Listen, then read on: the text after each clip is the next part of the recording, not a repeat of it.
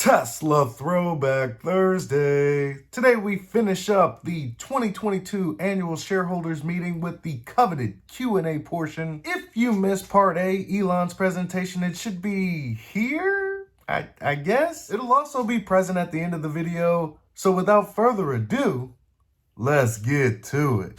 We've got some questions from the internet that were voted to the top. So I'll answer these questions and then we'll take just questions from the audience. How does Tesla intend to utilize cash in the coming years?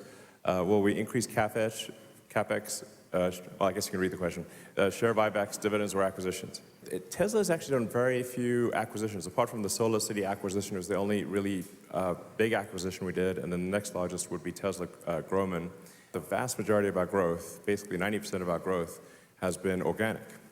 We certainly will increase CapEx. I mean, we're actually spending we're spending CapEx money and R&D money as fast as we can do so without wasting it. Depending on what our future cash flow looks like, I think a sort of share buyback is possible. I think we want to make sure we have plenty of capital and that future cash flow is looking very solid and the world is relatively stable. And then I think share buyback is on the table. So how many factories are necessary to achieve 20 million vehicles?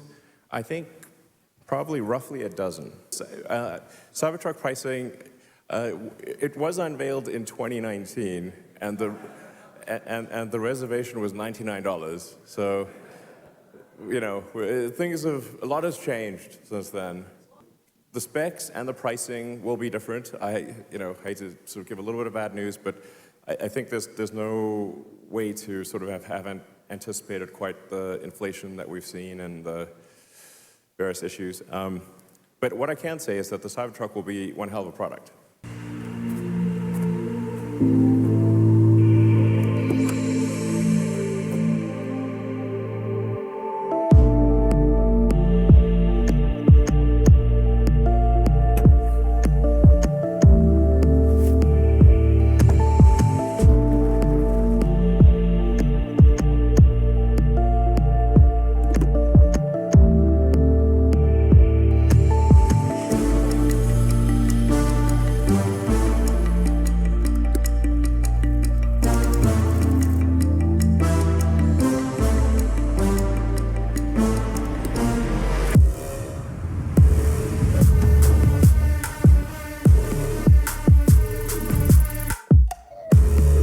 Needless to say, the Cybertruck was a little bit late, but is well worth the wait. Now the pricing is a little bit high, but with all of its utility, I'd say the juice is definitely worth the squeeze.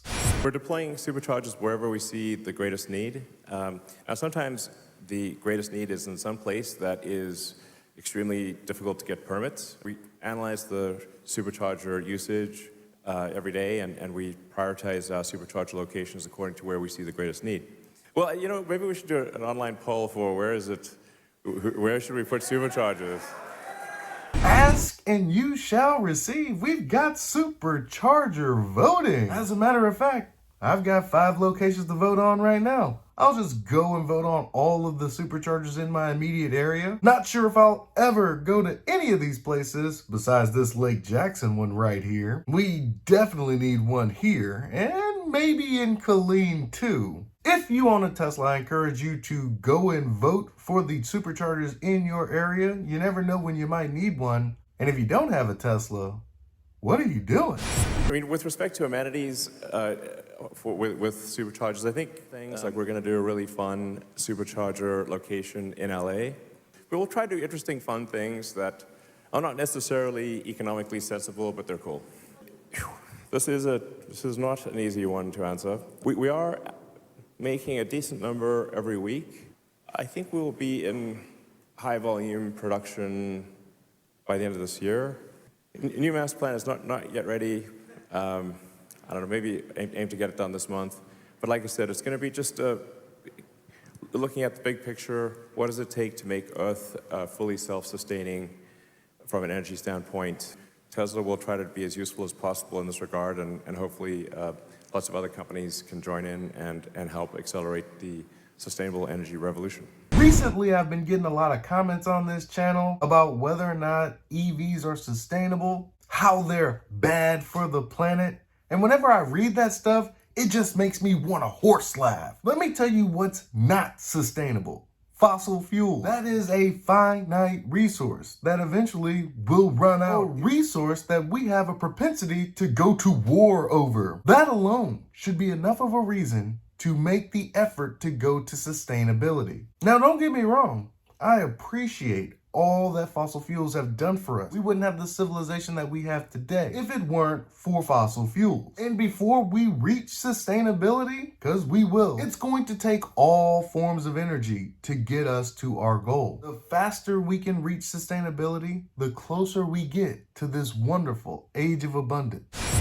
With peak inflation behind us, so the inflation question is interesting because we do get a fair bit of insight into where prices of things are going over time. Because when you're making millions of cars, you have to purchase commodities many months in advance of when they're needed. So you need to tell, because it's a very long supply chain with a tremendous amount of inertia. My guess is that we're past peak inflation, and that we will have a recession. I think it will be a relatively mild recession, but I'm just guessing here. This is total speculation. But I would guess it's a mild recession for, I don't know, 18 months or something like that. And I think inflation is going to drop rapidly. That's my guess. I don't know. What do you guys think? Sound about right? Okay, great. Yeah, the Tesla robot essentially changing the economy. Like, how can we base an economy on automation, AI? With the full self-driving that's being implemented, you're going to have a full fleet of vehicles that can drive themselves. You'll have these robots that can go and get into your vehicle and place things.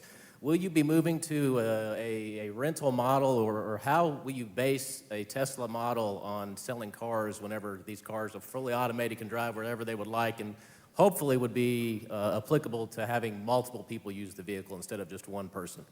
In terms of how the cars will be operated, you'd have the option of owning a car, using a car just occasionally when you need it, like an auto Uber or something like that. An owner of a car could decide that they want to use their car or they want to add or subtract it to the fleet. So I think it would end up being some kind of combination of like Airbnb and Uber or something like that. The utility of the car will just be mind-blowingly great. And then, like I said, Optimus will really bring the future to now. Assuming we get all these things, we do all these things, I think probably Tesla will be the most valuable company in the world. People ask you all the questions. What do you think people miss and should be excited way more about? And what do you think people are frightened way too much about and shouldn't be worried at all? I think actually the questions and ideas posed by retail investors, like small retail investors, like I think many of you in the audience, are actually the most insightful. And I find it remarkable that, essentially normal everyday people actually understand Tesla better than the analysts. The point of a company is to create useful products and services.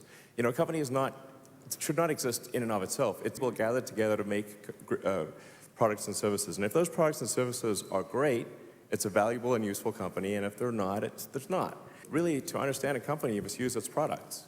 And if you think the products are great, then the company's great. But the sort of professional analysts don't drive Teslas. So I'm like, well, okay, we aim to make Tesla the most amount of fun you can have in a car. I think sometimes people fret a bit too much about short-term things, which are clearly just, just bumps in the road type of thing, where there might be a supplier shortage or some shutdown in some part of the world. Sometimes people fret a little bit too much about this quarter or that quarter, but if you're a shareholder, a company is really like the net present value of future cash flows. And so what is one quarter is not really a big deal. I think if you see people panicking, then instead of saying, oh man, my stock's gone down, there's a buying opportunity. A lot of Tesla's products today focus on electrical energy for a sustainable future. Do you foresee Tesla perhaps exploring thermal energy sustainable products other than HVAC? Like say, for example, in this Gigafactory, taking the residual heat from the gigapresses and applying them to, say, the drying ovens in your paint line. It's probably a good idea to do that, actually. Sort of, I would say a future optimization, but it is probably something worth doing in the factory, and it is something we do in the car. So in the car, we carefully manage the electrical and the thermal energy, and so like one of the ways that we achieve a long range in cold weather is by both charging the pack and heating the pack. And then the pack acts as both an electrical and a thermal reservoir to achieve long range even in very cold climates. In regards to when would Tesla launch their first pilot city for the Tesla network, the ROBOTAXI business? I think it's actually going to be probably much more widespread than that because Tesla is developing a general solution for self-driving. So I'm Gary Black, managing partner of the Future Fund. Tesla's our largest position. Probably the thing we worry about most, it's not PR, it's succession. So, key man risk is a big thing. How does the board think about your succession, and especially when you have, a judge is going to decide in a couple months whether or not you have to take over Twitter? How would you split your time? Tesla is definitely gathering a lot of momentum, and we have a very exciting product roadmap that will last a long time. Now, obviously, execution against that roadmap is difficult because these are not simple products. They're not copies of what anyone else is doing. They're new things.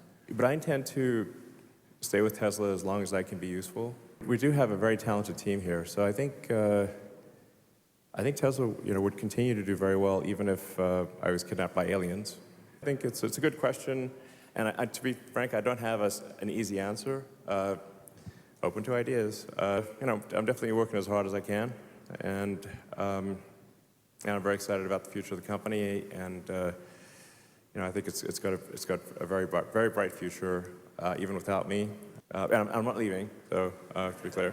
With the projected release of the ROBOTAXI coming in the years ahead, would it be looked at as the Boring Company? Would it be used to get regulation for full self-driving, and would it be a good venue for the ROBOTAXI? Yeah, the Boring Company is making good progress, actually. For the longest time, I'd give a talk somewhere, and people say, what are opportunities you know about? I was like, tunnels. And they'd be like, for 5 years, I said, if somebody could just do a tunneling company, we can solve traffic, and we could have also very high-speed transport between cities. Because while I'm a fan of trains, and I like high-speed trains, they do intersect go through towns and neighborhoods and chop people's property in half, and they're very loud. So, but I want to be clear, I'm pro-train. Sometimes the train people, I take every opportunity to go on interesting trains. The vision for the Boring Company is make roads 3D and have sort of an arbitrary number of layers of roads. And we actually have an operational tunnel in Vegas right now. I think Boring Company is going to do some pretty interesting things in the years to come. Commercial aircraft have something called ACAS, where aircraft relay telemetry of their position between one another to prevent a collision. Yeah, sometimes too much telemetry. Yes, thank you. So, taking this to a higher level, do you see Teslas communicating with one another, and DOJO turning into some kind of ultimate air traffic control for Tesla supply chains and ROBOTAXI? I mean, right now, our goal with DOJO is just to be really good at video training. So our first goal with DOJO is to make it competitive and be more effective at neural net training than a whole bunch of GPUs. I have one question, and aside from working for Tesla, being a shareholder, or purchasing a Tesla, how can the masses help push your vision? All right, well, I think just generally, encouraging sustainable energy and being supportive of that, I think is really helpful. I say, you're doing great so far. So, like I said, without your support, Tesla wouldn't be where it is. So it's people like yourself and everyone in this room and out there, and the 3 million people who've bought our cars, and the millions who've gotten solar, and that all really helps make the world a better place for the future. And I'd say definitely I'd like to sort of convey a message of optimism about the future, and if we work really hard to accelerate sustainable energy, sustainable transport, the future will be good. And I think just make sure people know that. And I'm not suggesting complacency at all. I'm literally saying if we work hard towards a sustainable future, we will achieve it. And the future was bright. All right, thanks guys. Thank you. Thank you. And that'll do it for Tesla's 2022 annual shareholders meeting. Professor Hustle's office hours will be in the comments below. Be easy. Peace.